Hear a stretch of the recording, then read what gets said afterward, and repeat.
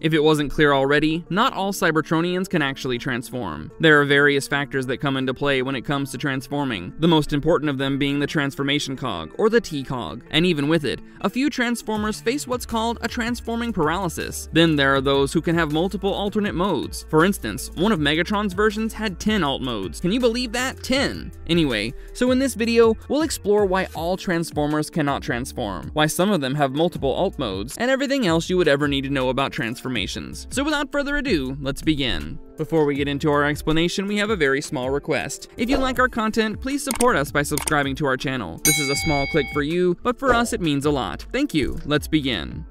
Number 1. Cybertronian Transformation. A brief overview. Transformation, also known as conversion, is the process where a transformer switches between robot mode and alternate form. This mechanical shift involves many interlinked parts moving together and operates mostly on autopilot, which makes the whole process rather quick and effortless for most transformers. Typically, it only takes a few seconds, though larger beings like Titans or Guardian robots take longer due to their size. While the standard robot to alt mode conversion is the most common, there are several variations. Some Cybertronians have extra features, like weapons or gadgets, accessible in certain modes. Others can combine with fellow Transformers to form a larger robot or vehicle. Now, I must mention here that this transformation process shouldn't be confused with reformatting, which is a full body upgrade rather than a temporary conversion. One of the most important factors when it comes to transformation is the T-Cog, which is basically a biomechanical organ that powers and coordinates the various subsystems involved in changing forms. If the T-Cog or any essential component is damaged, the transformer may be unable to switch modes until repairs are made. I will discuss the T-Cog more in just a bit. Interestingly, transformation isn't exclusive to Cybertronians. Other robotic alien races in the Transformers universe have displayed similar abilities, and even humans with access to Cybertronian tech have managed to create their own transforming robots. For instance, in the cartoon episode called The Killing Jar, the Quintessence scientist refers to the Quintessence Guard's transformation as his alternate mode, the first such use of this term in the official fiction. So transforming isn't just about shifting shapes. It's an essential part of life for many beings in the Transformers universe, a fact that was emphasized upon in the Transformers 1 movie. Anyway, while we know that a few Autobots and Decepticons can transform, there are some unusual and rare transformations that live-action movies did not really bring to life. Let's explore a few of these.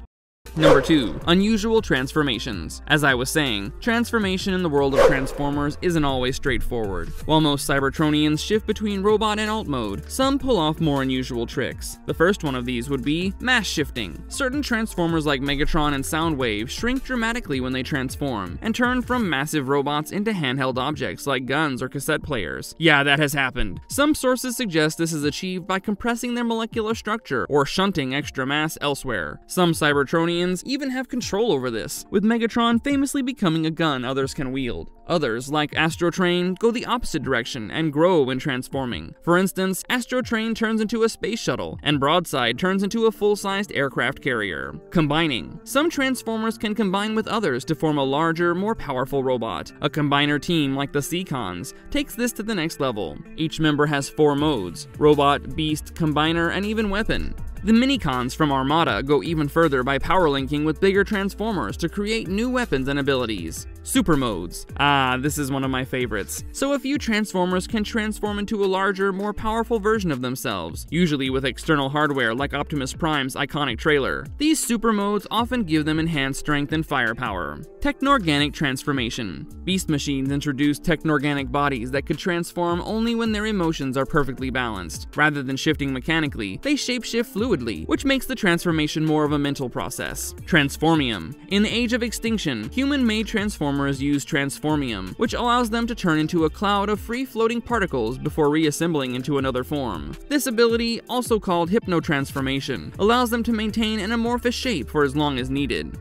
Number 3. What exactly is the Transformation Cog, or the T-Cog? In Transformers 1, Sentinel Prime's betrayal shakes up Cybertron as he seizes control of Iacon City. His plan was to remove the Transformation Cogs from newborn Cybertronians, effectively stripping them of their ability to transform. Without this vital skill, they were forced into menial roles, like mining Energon, just to pay off Sentinel's debts to the Quintessence. Enter Orion Pax, Elita 1, D16, and B127, who stumble upon the legendary Alpha Trion on Cybertron's surface. The old warrior helps them out by implanting transformation cogs, restoring their ability to transform. D16 soon discovers that Sentinel has taken the transformation cog of Megatronus Prime for himself. boosting his own power. The crew confronts Sentinel about his treachery, and D-16, after defeating him, claims Megatron as Cog for himself. This effectively completes D-16's transformation into Megatron. Meanwhile, Orion Pax's journey takes a major turn as he's granted the Matrix of Leadership, becoming Optimus Prime. With his leadership, Energon flows freely across the planet, and the oppressed miners finally have their transformation cogs restored. So yeah, T-Cogs are the biomechanical organs that help a Cybertronian transform into their alt modes, and without these T-Cogs, they cannot transform. Each transformer also has a brain module that stores their memories and regulates sensory input, alongside a transformation cog, which controls their ability to shift between forms. While many parts of their body can be upgraded or replaced, damage to the brain module, T-Cog, or more delicate components like eyes or voice boxes can be serious, permanently disabling or even killing them if not properly repaired. But there's something else too that plays a major role in the lives of the Cybertronians: the spark. You see, in Transformers 1, Optimus says, "What defines a transformer is not the cog in its chest, but the spark that resides in their core. A spark that gives you the will to make your world better."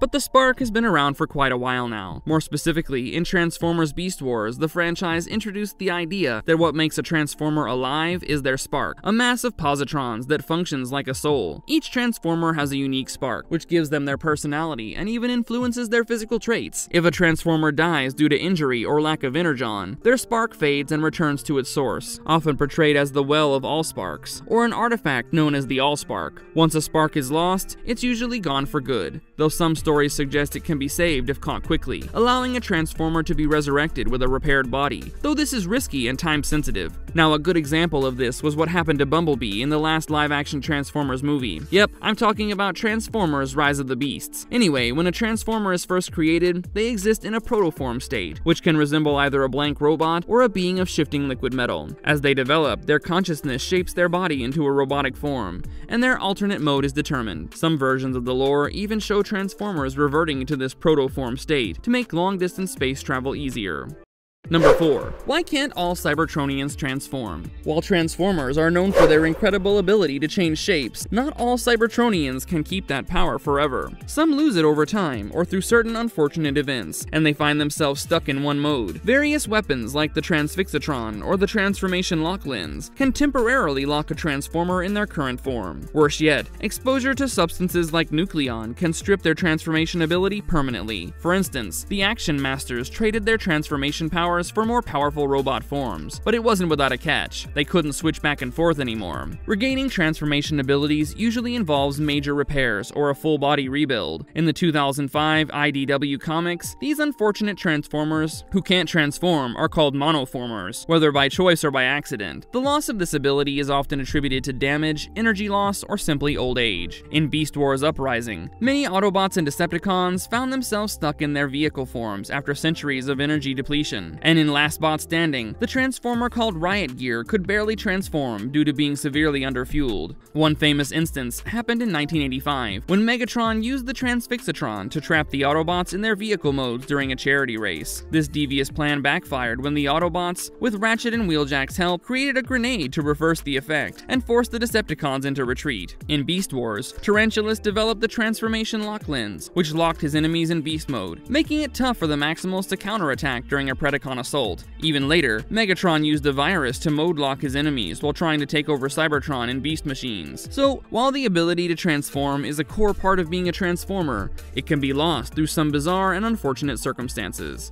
Number 5. Why do some Cybertronians have more than one alternate form? Most of the Transformers stick to two forms, a robot mode and one alternate form, but some Cybertronians break that mold and show off the ability to transform into two or more distinct forms. The most famous examples are the Triple Changers and Six Changers. Surprisingly, very few stories explore why some Transformers can do this while others can't. Transformers More Than Meets the Eye suggest that it's all in their spark's genetic potential, meaning Triple Changers evolve naturally or through experimentation. In another storyline, of Masters and Mayhem, Punch's unique transformation abilities are tied to a rare defect in his transformation cog, making him a 1 in a trillion case. Other stories take a different approach, and treat multiple alternate modes as a mental challenge instead of just a physical one. With enough motivation and meditation, a Transformer can unlock a second alternate form. The Legends series introduces the Six Clan, who gain their extra modes through training, while Rescue Bots shows Heatwave unlocking a third mode after some serious focus. The Aligned Continuity even introduces multi-cogs, external devices that let young Cybertronians switch between multiple modes. Some Transformers like Duocons, Skylynx, and Overlord take it further by controlling 2 or more alternate forms that combine into one robot. This unique ability is sometimes tied to a mitotic spark, which allows them to control multiple parts. Dreamwave's fiction reimagined Duocons as flawed prototypes for triple changers. Some Cybertronians can unlock extra equipment or weapons through secondary transformations, though these aren't distinct enough to be considered a true third mode. Galvatron from Robots in Disguise holds the record for the most alternate modes. He has 10. Some groups, like the GoBots, can reformat into new forms due to special metals in their bodies. In some universes, Optimus Prime even carries the reconfiguration matrix, allowing him to reshape into various robot and vehicle forms.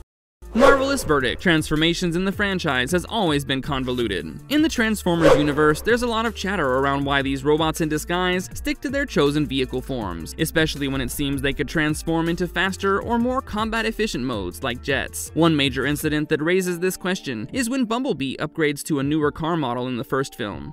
Later, in Dark of the Moon, despite the pressing danger in Chicago, we still see them driving from a military base rather than transforming into jets for quicker travel. So why don't they switch to aircraft modes? First off, not all Transformers are equipped with the ability to fly. A Transformer needs the right hardware to become a jet, so it's not as simple as just copying a jet's shape. Additionally, the idea behind their disguises is to blend in with the environment. If Autobots were zipping around as jets, they'd stand out far more than if they were just regular cars or trucks in a city. As for Decepticons, while some can fly, they didn't always need to since they had warships to rely on, especially when launching major invasions. In the original G1 series, only the Decepticons could fly, as they were military-type robots. The Autobots, being more like civilians, lacked this ability until they developed flying abilities, like the Aerial Bots. Overall, keeping their alternate mode simple allows for better camouflage, fitting the whole robots in disguise concept. If you liked our content, don't forget to leave a like and subscribe to us if you haven't already. Have a good one and be safe. Thanks, everyone.